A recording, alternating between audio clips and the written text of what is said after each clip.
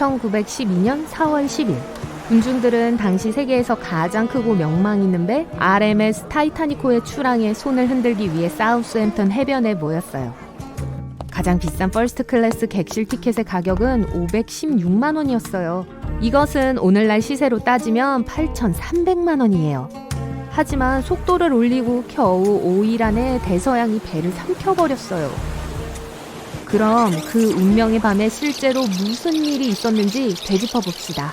선장은 배의 첫 항해 속도에 신기록을 세우고 빨리 도착하길 원했어요. 배는 절대 가라앉지 않는다고 여겨졌기에 그는 어두운 북극해로 전속력으로 항해했죠. 30m의 빙산을 발견한 후 선원들은 필사적으로 배를 멀리 돌려서 충돌을 피하려고 했지만 타이타니코는 너무 빨리 항해하고 있었고 빙산이 선체에 거대한 구멍을 내면서 배의 측면을 찢어버렸어요. 계속적으로 찢겨나가진 않았고 파손된 곳이 여러 군데 있었어요. 전체적으로 약 90m에 걸쳐 피해를 입었어요. 하지만 배의 설계자들은 충돌 가능성에 대비했고 완충지대 역할을 하기 위해 배 양쪽에 수밀 구획실이 추가되어 있었어요. 이 칸 중 4개가 뚫려도 배는 여전히 떠 있을 수 있었지만 빙산이 타이타닉의 측면을 찢어버렸기 때문에 6개의 칸에 구멍이 났어요. 칸이 모든 갑판 전체 높이까지 확장되어 있지 않아서 사실 상단이 봉인되어 있지 않았어요. 그래서 4개 이상이 침수되었을 때 물이 칸막이벽 꼭대기까지 넘쳐서 남은 칸들을 채웠고 배가 바다로 가라앉게 되었죠. 얼음 틀에서 물이 넘치는 것과 비교할 수 있어요. 하지만 정면으로 충돌했다면 그래도 침몰했을까요? 선박은 충돌 가능성을 염두에 두고 설계되며 대부분의 배는 뱃머리에 선수 격벽이 있어요. 무엇보다 이건 차의 범퍼나 크럼블존 같은데 직접적인 충격을 견딜 수 있는 안전설비예요. 뱃머리는 충격을 어느 정도 받아들일 수 있는데 일부 전문가들은 만약 정면 충돌했다면 2개에서 4개의 수밀구획만이 물에 잠겼을 거라고 주장합니다. 그래서 이론적으로 타이타니코는 침몰하지 않았을 수도 있고 심지어 훨씬 느린 속도로 마지막 목적지까지 항해할 수 있었을지도 모릅니다. 하지만 충격의 힘은 엄청났을 거예요.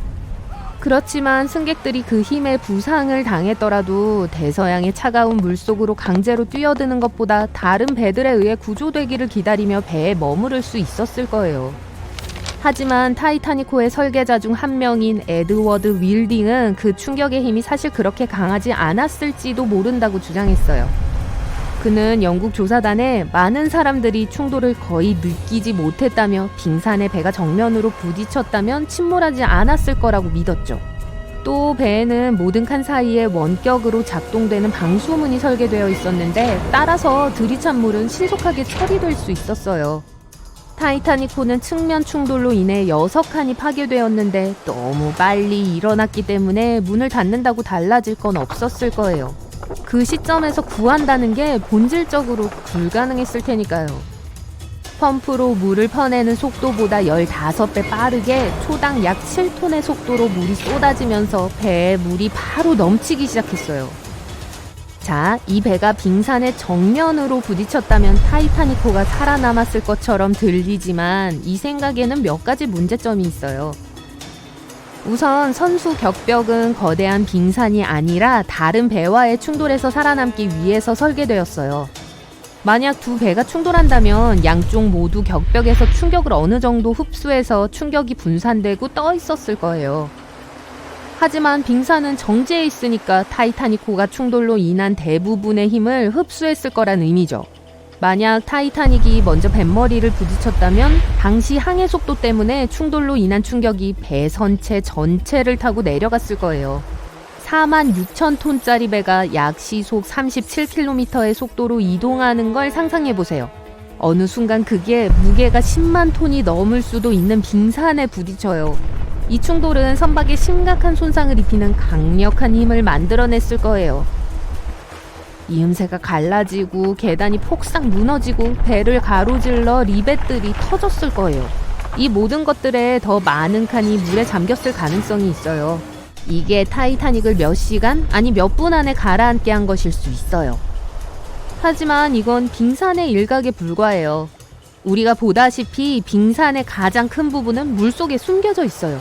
그래서 만약 타이타닉이 정면으로 항해하고 있었다면 아마도 물 아래에 있는 빙산 부분에 먼저 부딪혔을 거고 그게 배의 방향을 틀게 했을 거예요. 빙산에 부딪히는 건 벽돌 벽에 부딪히는 것과는 달라요. 이 경우 물 밑의 얼음이 배 밑바닥을 찢으며 측면에 손상을 입혔을 거예요. 빙산도 평평한 고체 물체들이 아니에요. 만약 평면 충돌이 일어났다면 배는 떠 있을 수 있지만 빙산은 돔에서부터 쐐기 모양까지 다양한 크기와 모양이 있어요. 타이타닉을 만드는 데 사용된 강철에 대한 연구도 이루어졌는데 검사 결과 그 금속은 오늘날 우리가 사용하는 강철보다 약 10배 더 부서지기 쉬운 거였어요. 이 배는 저온이 강철에 미치는 영향을 우리가 알아내기 전에 만들어졌어요. 옛날 강철은 결빙 온도에 이르렀을 때 배를 구부러뜨리는 게 아니라 부서지게 했어요. 발견된 타이타닉 선체판 조각을 보면 선체가 충돌해 그냥 산산조각 난 걸 알 수 있어요.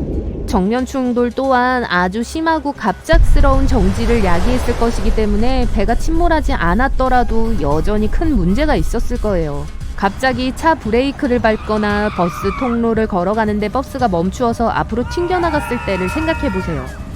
승객들은 배를 가로질러 내동댕이 쳐졌을 거고 밤에 충돌이 일어났기 때문에 대부분의 사람들은 수면 상태에서 어떠한 종류의 충돌에도 효과적으로 대비할 수 없었을 거예요. 이로 인해 탑승자 대부분이 부상을 입을 수 있어요. 특히 비번 소방관, 기관사, 엔지니어들을 위한 숙소가 있는 배 앞쪽에 있는 사람들에게 안 좋았을 겁니다. 하지만 승객들과 비번 승무원들이 침대에서 내동댕이 쳐졌을지 몰라도 원래 시나리오보다 훨씬 더 많은 생존자들이 있었을 거예요. 많은 배들이 정면 충돌을 겪었음에도 해안으로 돌아왔어요. 타이타닉을 만든 회사인 화이트 스타라인은 브리타닉과 올림픽이라고 불리는 배도 만들었어요. 후에 타이타닉호의 키를 조종하게 될 에드워드 제이 스미스를 선장으로 올림픽호는 1911년 6월 첫 항해를 시작했어요. 하지만 자매선처럼 재앙이 목전에 와 있었죠. 5번째 상업 항해에서 올림픽호는 영국 해군 함선 HMS 호크와 충돌했어요. 올림픽호는 측면에 손상을 입은 반면 호크는 다른 배와 정면으로 충돌했어요. 호크호의 뱃머리는 충돌로 완전히 찌그러졌지만 배에는 수밀 구획실이 있어서 충격을 간신히 견뎌내고 수리를 하기 위해 무사히 해안으로 돌아올 수 있었어요. 또 다른 사례 연구는 1956년 세계적인 헤드라인을 장식한 이탈리아 원양 전기선인 SS 안드레아 도리아호예요. 타이타닉호처럼 재난이 닥쳤을 때 안드레아 도리아호는 뉴욕으로 가는 101번째 항해를 하고 있었어요. 7월 20일 배는 160m 스웨덴 여객선 스톡홀름호와 충돌했어요. 스톡홀름호는 배를 정면에서 들이받았지만 안드레아 도리아호의 충돌 지점은 측면이었어요. 스톡홀름호의 앞부분은 완전히 부서졌지만 선체에 충격이 가해졌기 때문에 가까스로 살아남을 수 있었죠. 하지만 안드레아 도리아는 배 측면에 있던 충돌 때문에 안타깝게도 침몰했어요. 그래서 이 사례들은 타이타닉호가 빙산과 정면 충돌했다면 살아남았을지도 모른다는 걸 암시해요. 하지만 타이타닉호가 최고 속도로 충돌한 반면 올림픽호와 안드레아 도리아호는 더 느리게 항해하고 있었다는 걸 기억해야 해요. 한때 유명했고 당대 가장 큰 배였던 타이타닉은 치명적인 충돌과 세월에 의해 찢겨져 이제 2개의 거대한 조각으로 약 600m 해저에 놓여 있습니다. 타이타닉의 선미는 해저에 부딪힌 후 완전히 파손되었지만 내부의 많은 부분이 보존되어 있어 뱃머리는 여전히 알아볼 수 있습니다. 배의 러스티클에서 특정 유형의 박테리아가 발견됐어요. 러스티클은 갈색으로 형성된 녹을 말합니다. 배의 재료인 연철이 산화되면서 수중 깊은 곳에서 발생해요. 박테리아가 타이타닉 선체의 철을 하나씩 먹어치운다는 뜻이죠. 2030년까지 다 먹어치울 것으로 보여요. 그건 난파선이 영원히 사라질 것으로 예상된 시기보다 훨씬 빠릅니다. 물속에서 난파선을 인양해서 보관하는 것이 더 쉬울 것이라고 생각할 수도 있습니다. 하지만 그렇게 하려고 하면 난파선이 부서질 거예요. 110년 이상 물속에 있었기 때문에 녹이 슬어 심해에서 배를 꺼낸다고 해도 일부는 재건할 수 없을 거예요. 타이타닉호 침몰 당시 생존한 700여 명은 타이타닉호가 해저에 부딪혔을 때 어떤 소리를 들을 수 있었을까요? 그때까지 만들어진 배 중 가장 큰 배가 말 그대로 눈앞에서 사라졌어요. 하지만 소리는 물에서 공기 중으로 전달되지 않았을 가능성이 높습니다. 우리 몸은 그런 환경에서 듣도록 설계되지 않았기 때문에 물속에서는 잘 들을 수 없어요. 승객들이 침몰 지점에 가까이 있었음에도 타이타닉은 3,800m나 되는 먼 곳에서 해저에 부딪혔습니다.